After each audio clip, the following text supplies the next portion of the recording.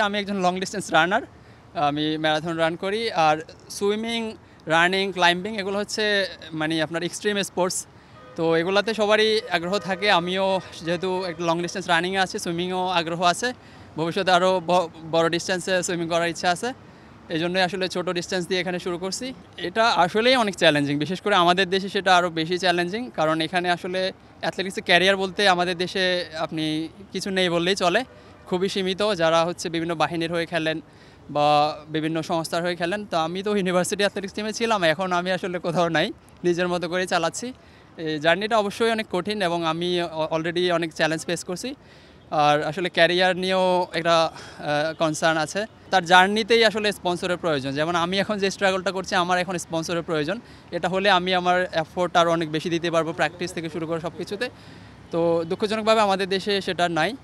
যদি হয় আর কি, আমাদের অ্যাথলেট যারা আছে তাদের জন্য অনেক ভালো হবে এবং সবাই আরও আগ্রহী হবে। রুচি চানাচুর অরিজিনাল মিক্স, চানাচুরের আসল স্বাদ। নিজেদের সেরাটা দিতে পারবে নিজেদের ফিল্ডে। সবার নিজ আগ্রহ যাদের আছে তারা আসলে ভালো করতে পারবে। কিন্তু আমাদের দেশে আমি অলরেডি যে চ্যালেঞ্জগুলোর কথা বলেছি, এগুলো মাথায় রেখেই আসতে হবে। এবং আমি বলবো এটা আসলে যত আগে শুরু করা যায়, চ্যালেঞ্জ তত কম হবে তার জন্য। যদি সুইমিংয়ে প্রিপারেশন নিতে চান, আপনাকে প্রত্যেক দিন 2-2.5-3 ঘন্টা, যারা আরও লং জার্নি করে সুইমিংয়ের প্রিপারেশন নেবে তাদের আরও অনেক বেশি সময় দিতে হবে। আমার ম্যারাথন ট্রেনিংয়ে মাঝে মাঝে আমি 4 ঘন্টাও রান করি। অনেক সময় মানে আমার 3-4 ঘন্টা এগুলোর পিছে চলে যায়, অনেক লম্বা একটা সময়। তো এই বিষয়গুলো মাথায় রেখেই আসতে হবে আর কি। প্রথমত আমার ফ্যামিলি অনেক ধার্মিক ফ্যামিলি। আমার ফ্যামিলি কখনোই চায় না যে আমি স্পোর্টস খেলি।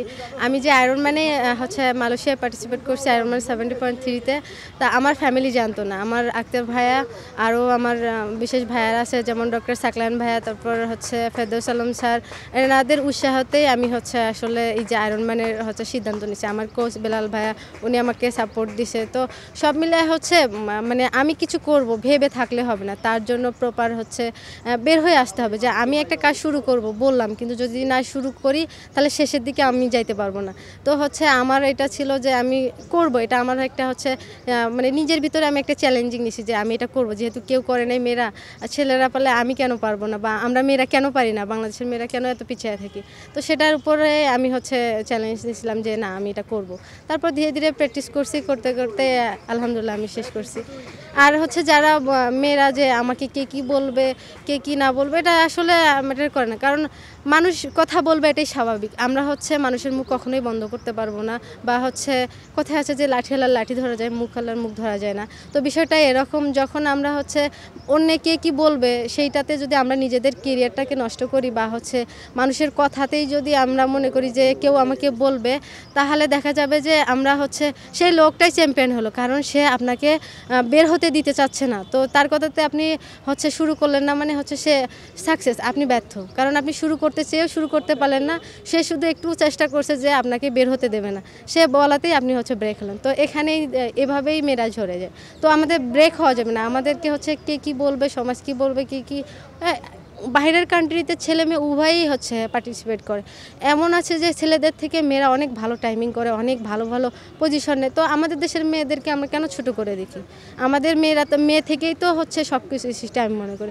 আমি চাবো যে প্রত্যেক বাবা মার উচিত যে শুধু ছেলেদেরকে বেশি বিশেষ নজরে আপনারা দেখেন, মেয়েদেরকেও একটু দেখেন, মেয়েরাও কিছু করুক। দেখা যাচ্ছে যে আপনারা হচ্ছে ছেলেদের নিয়ে ব্যস্ত থাকতেছেন, কিন্তু আপনাদের মেয়েটা যে পরের বাড়ি যাচ্ছে বা বিয়ের পরে তাকে কিভাবে কি করতেছে সেটা দেখতেছে না। সে যদি নিজের কেরিয়ার করে তাহলে কিন্তু তাকে ভাবতে হচ্ছে না সে পরবর্তী লাইফ কিভাবে ক্রিয়েট করবে।